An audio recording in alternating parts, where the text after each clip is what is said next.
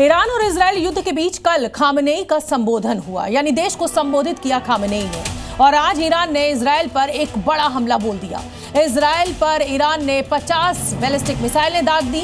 Khamenei ने पहले ही कहा था कि ईरान सरेंडर करने वाला नहीं है और आज उन्होंने उसकी झलक भी इन हमलों के जरिए दिखा दी। इजराइल पर किए गए इस हमले में एक अस्पताल को भी निशाना बनाया गया। अब नेतन्याहू की ओर से बड़ी चेतावनी सामने आई है। हालांकि ये वही नेतन्याहू है जिन्होंने हमास से युद्ध के बीच में कई अस्पतालों के ऊपर बम और मिसाइलें दागी थी। एक तरफ ईरान को अमेरिका लगातार धमकी दे रहा है, दुनिया ईरान पर ट्रंप के बड़े हमले का अंदेशा लगा रही थी।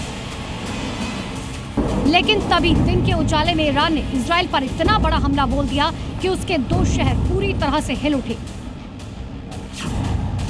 ईरान ने 50 बैलिस्टिक मिसाइलें इजराइल पर दाग दी। तेल अवीव और हाइफा को निशाना बनाया गया।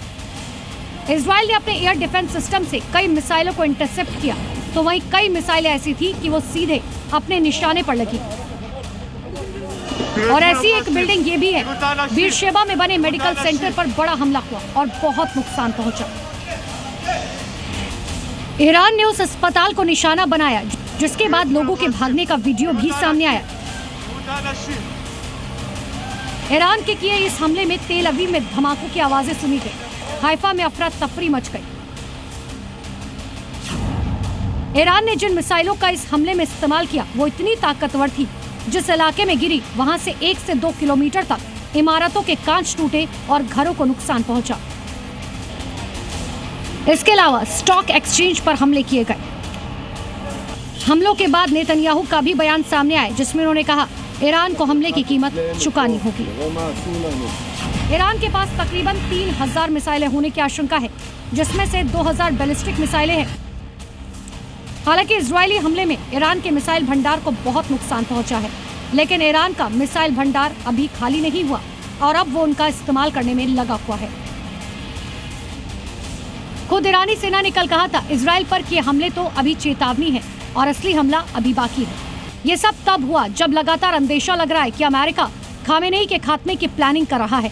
लेकिन अब ईरान ने इस हमले के बाद संदेश दे दिया कि इतनी जल्दी वो हथियार नहीं डालने वाला। देखिए, अमेरिका कभी भी इंटरवीन कर सकता है। मेरा मानना हो सकता आज हो, 48 आवर्स हो चुका है, क्योंकि surprise and deception is the very important factor in war. ये हमारे तरीके से नहीं होता कि इसका रिट्रीब्यूशन हम जैसे सोचते हैं कि आज अभी कह दिया तो अभी कर देंगे। उनको सरप्राइज एंड डिसेप्शन को और डोनाल्ड ट्रंप मेंटेन कर रहे हैं। ईरान के इस हमले के बाद अब ये जंग और भीषण हो गई है, क्योंकि ट्रंप ने ईरान को चेतावनी दी थी कि रिहायशी इलाकों पर हमले बंद कर दे, और इस बार फिर ईरान ने ऐसा ही किया। ऐसे में अब वो वक्त दूर नहीं है जब अमेरिका सीधा इस युद्ध में शामिल हो जाएगा। ब्यूरो रिपोर्ट, जी मीडिया। जी न्यूज़।